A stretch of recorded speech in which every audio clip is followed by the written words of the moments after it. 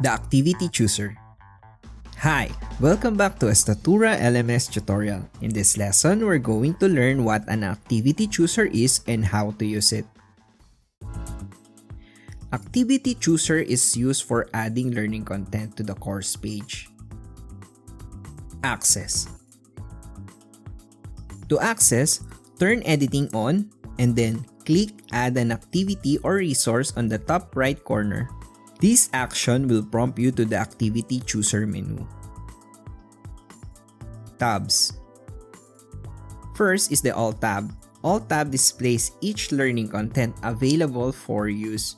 The other one is composed of two separate tabs, the Activities and Resources. Activities are assignments and requirements. On the other hand, resources contain the references that your learners need to study. Adding an activity or resource.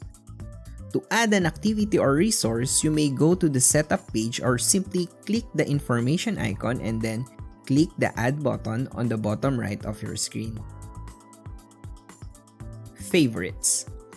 To find your most used activities and resources quickly, click the star icon.